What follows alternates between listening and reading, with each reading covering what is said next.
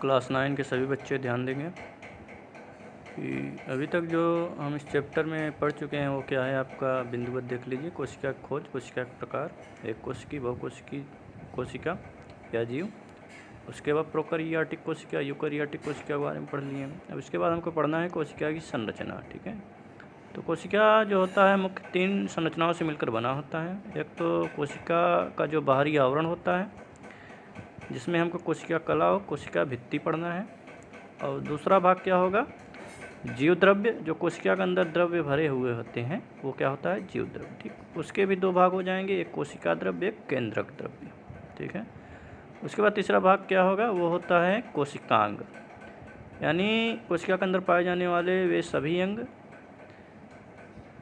वो क्या होंगे, कोशिकांग। कोशिकांग कई प्रकार के होते हैं।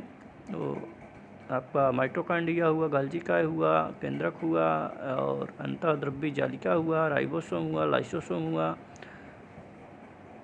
इसके अलावा भी और भी बहुत सारे कोशिकांग हैं जिनके बारे में हमको एक एक करके पढ़ना है। कुछ कोशिकांग के नाम भी लिखे हुए हैं।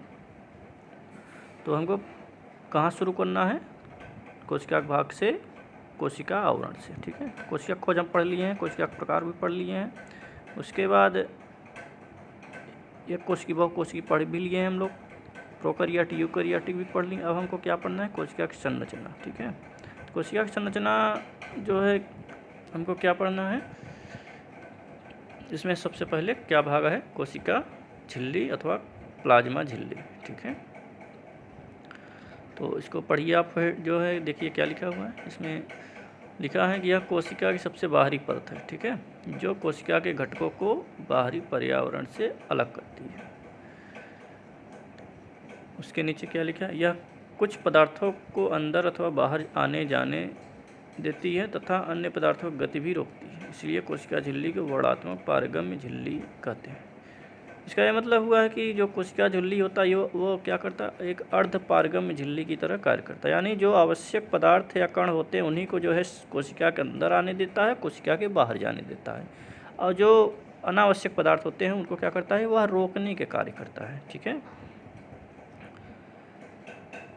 कोशिका झिल्ली को प्लाज्मा झिल्ली भी कहते हैं और जीव द्रव्य कला भी कहते हैं। यह कोशिका भित्ति के ठीक नीचे होता है। ठीक है, यह जंतु और पादप दोनों कोशिकाओं में पाया जाता है। इसका बात क्या है, इसका कार्य, कोशिका झिल्ली या प्लाज्मा झिल्ली के कार्य। ठीक है, तो कार्य में देखेंगे क्या क्या लिखा है इसका कार्य। पहला पॉइंट है, प्लाज्मा झिल्ली लचीली होती है और कार्बनिक अणुओं जैसे लिपिड प्रोटीन की बनी होती है। ठीक, यानी जो प्लाज्मा झिल्ली होती है, जीव द्रव्य कला होता है या प्लाज्मा झिल्ली होती है, वो किसका बना होता है, वो लिपिड और प्रोटीन का बना होता है। ठीक, लिपिड कौन सा होता है, फास्फोलिपिड। ठीक है, यानी कुल मिला के लिपिड और प्रोटीन का बना हुआ आवरण होता है। दूसरा बिंदु लिखा है, यह कोशिका के अंदर व बाहर अणुओं को आने जाने देती है। मतलब यह क्या है, एक अर्ध पारगम्य झिल्ली है जो आवश्यक अणुओं को अंदर और बाहर आने जाने देती है और अन्य अणुओं को रोकने का कार्य करती है। यह कोशिका के निश्चित आकार को बनाए रखती है। मतलब कि कोई भी जो है कोशिका होता है उसका एक निश्चित आकार देने में भी यह जो है सहायता प्रदान करती है। अंतिम बिंदु क्या है, कोशिका झिल्ली का लचीलापन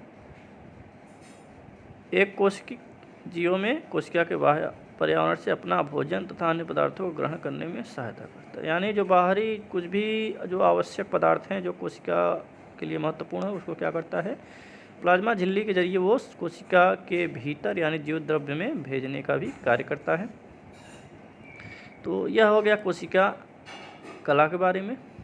तो कुछ और भी चीज़ें हैं जो इसमें नहीं लिखा हुआ, जैसे क्या कहते हैं, कोशिका कला के संदर्भ में बहुत सारे वैज्ञानिकों द्वारा क्या है, कुछ न कुछ कोई न कोई मॉडल दिए गए हैं। ठीक है, तो जैसे सैंडविच मॉडल होता है या क्या कहते हैं, कुछ अन्य भी मॉडल हैं जो अभी थोड़ा दिमाग में मेरे नहीं आ रहा है वो चीज़ें, और वो सब चीज़ें इसमें नहीं लिखे हुए हैं। उसको हम आपको बाद में बाई हैंड कॉपी बनाएंगे तो उसमें आपको लिख कर हम दे देंगे। ठीक है, उसके बाद दूसरा जो पार्ट होगा कोशिका आवरण का वो क्या होगा, कोशिका भित्ति। कोशिका भित्ति बारे में हम पढ़ेंगे। कोशिका भित्ति जो होती है, जिसमें पहले इसके पॉइंट को हम देख लेते हैं। यह पादप कोशिका की सबसे बड़ी बाह्य झिल्ली है जो जंतु कोशिका में अनुपस्थित रहती है, ठीक है। यानी यह पौधों की कोशिकाओं में पाया जाता है और जंतु की कोशिकाओं में क्या होता है, अनुपस्थित। अभी अंतर में हमने आपको बताया था जंतु पादप कोशिका जहाँ पढ़ाए थे। दूसरा पॉइंट क्या है, यह सख्त मजबूत मोटी सरंध्र अजीवित संरचना है, यह सेलुलोज की बनी होती है। कोशिकाएं मध्य भित्ति द्वारा एक दूसरे से जुड़ी होती हैं, ठीक। इसका यह मतलब यह हो गया कि इस भित्ति का निर्माण जो होता है सेलुलोज नामक पदार्थ से होता है, ठीक है। और यह एक दृढ़ मजबूत और क्या होता है, मृत कोशिका की बनी होती है। और इसके मध्य में एक अन्य आवरण होता है जो हमने शुरू में ही पहले जिक्र किया था कि कोशिका आवरण जो है, आवरण 3 भाग होते हैं, कोशिका भित्ति, मध्य भित्ति और कोशिका कला, ठीक है। तो मध्य भित्ति जो होता है कोशिका भित्ति को और कोशिका कला को जोड़े रखने का कार्य करता है। कोशिका भित्ति का कार्य क्या है देखते हैं। कोशिका को संरचना प्रदान करता है, ठीक।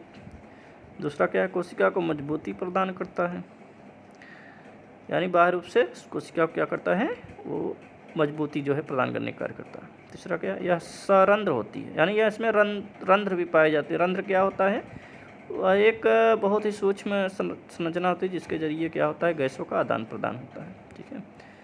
और विभिन्न अणुओं को आर पार जाने देती है। इसमें मरम्मत करने और पुनर्जनन की क्षमता, यानी कोई भी कहीं से लेयर डिस्टर्ब हो रहा है तो क्या करता है, वो पुनः जो है जुड़ने का कार्य कर लेती है स्वतः, ठीक है। तो अभी तक हमने जो है क्या पढ़ा, कोशिका का फर्स्ट भाग क्या था, कोशिका आवरण, जिसमें हमने क्या पढ़ा, कोशिका झिल्ली पढ़ा और कोशिका भित्ति। ये 2 पार्ट हमने जो है कोशिका आवरण यानी कोशिका के प्रथम भाग को हमने जो है आज पढ़ा, ठीक है। उसके बाद क्या पढ़ेंगे, कोशिकांग। कोशिकांग बहुत सारे होंगे, केंद्रक होगा, केंद्रक कार्य होगा, कोशिका द्रव्य हैं।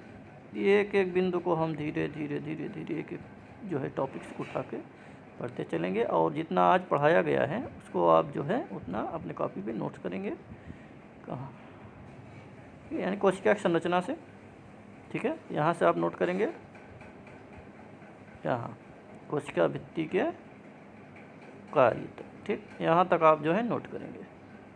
उसके बाद जो चीज़ें होंगी वो आपको नेक्स्ट क्लास में बताया जाएगा। और फिलहाल अभी जो भी प्रश्न हो, कोई समस्या हो, किसी पॉइंट में न समझ में आया हो या हमसे छूटा हो, उसको बताइए, हम तुरंत जो है उसको बताने का प्रयास करेंगे।